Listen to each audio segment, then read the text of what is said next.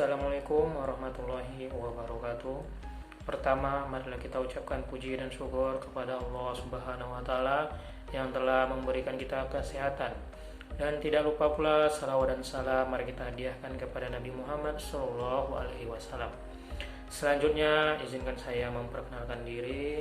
Nama saya M. Alifil Kiram, jurusan Pendidikan Bahasa dan Sastra Indonesia, Universitas Riau.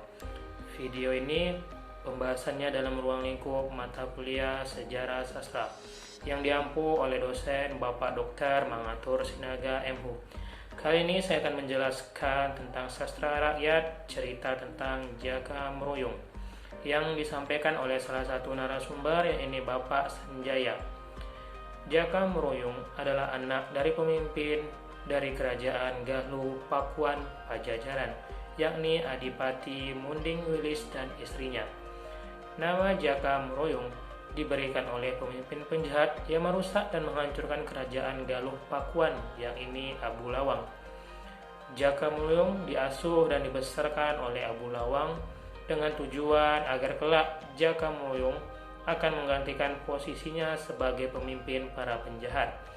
Setelah bertahun-tahun ia diasuh dan dirawat oleh Abu Lawang, ia kini tumbuh menjadi pemuda yang tampan dan gagah perkasa, tapi di dalam didikan lingkungan para penjahat.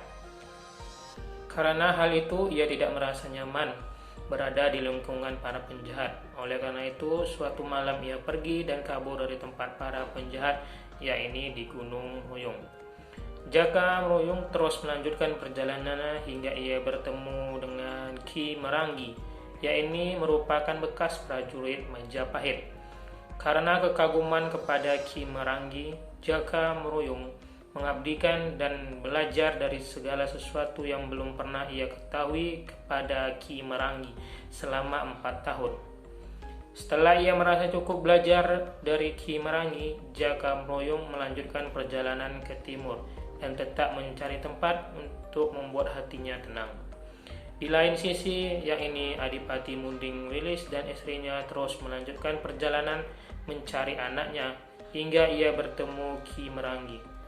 Setelah bercerita dan menjelaskan tentang ciri-ciri anak mereka, ternyata anak yang selama ini ia asuh dan dia ajari selama 4 tahun adalah anak dari Adipati Munding Wilis. Setelah itu mereka melanjutkan perjalanan ke tempat yang diberitahu oleh Ki Merangi. Di lain sisi, Jaka Meruyung sedang ditahan oleh Kadipaten Kutanegara karena hutan Pakis Aji terbakar karena ulah Jaka Meruyung. Tapi sebenarnya hutan itu tidak kebakar oleh sebab yang tidak diketahui. Tapi sebenarnya hutan Pakis Aji terbakar karena mereka sedang membakar ular raksasa yang telah dibunuh oleh Jaka Meruyung. Akhirnya Jaka Meruyung harus menjalani hukuman di penjara selama beberapa tahun.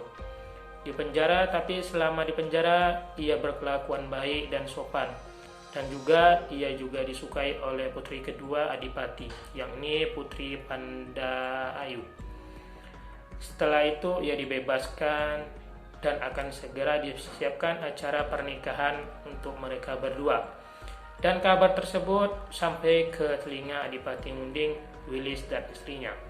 Akhirnya mereka bertemu Adipati Kutanegara dan Adipati pun kaget karena ternyata calon mantunya adalah anak dari Adipati Patuh Pakuan.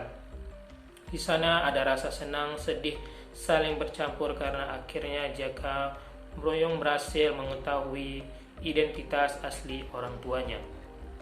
Baiklah, kita akan masuk ke fungsi tujuan dari cerita Jaka Meruyung.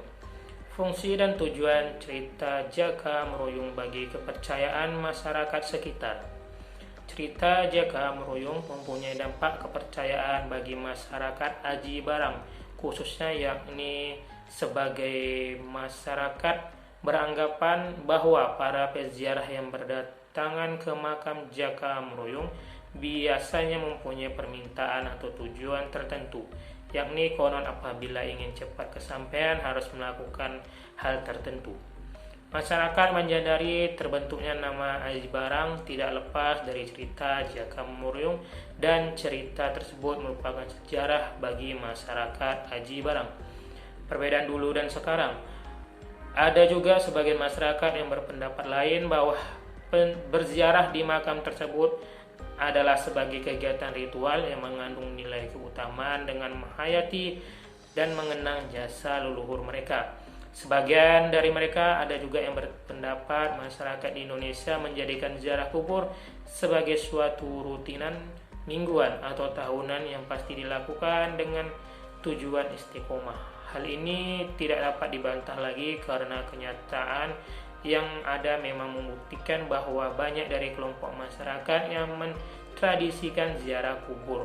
Bahkan banyak dari mereka yang berbondong-bondong ziarah ke suatu makam yang dianggap sebagai makam keramat atau suci, tidak kecuali makam Adipati Jaka Muruyung. Fungsi dan tujuan cerita Jaka Muruyung bagi pendidikan masyarakat sekitar. Cerita tersebut berfungsi untuk memberitahu serta menginformasikan terhadap peserta didik bahwa wilayah Aji Barang memang benar-benar ada ceritanya, dan cerita tersebut akan menambah pengetahuan peserta didik mengenai cerita rakyat yang ada di wilayah tersebut.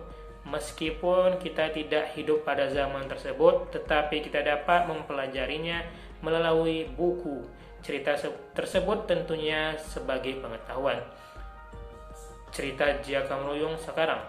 Cerita babat Aji Barang juga sebagai salah satu materi yang dimuat dalam buku Budaya Banyumas. Budaya Banyumas sebagai salah satu mata pelajaran yang diajarkan dengan tujuan memberikan pengetahuan kepada generasi muda mengenai sejarah daerah sekitar. Sebab pada saat ini banyak sekali generasi muda yang melupakan sejarah masa lalu, meskipun itu mengenai sejarah daerah mereka sendiri. Baiklah, mungkin hanya segitu saja pembahasan tentang sastra rakyat, tentang cerita Jaka Muruyung.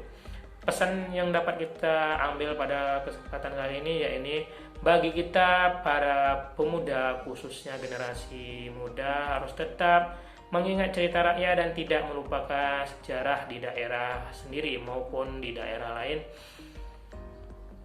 Baiklah, cukup sekian saya ucapkan terima kasih dan saya tutup dengan Assalamualaikum warahmatullahi wabarakatuh.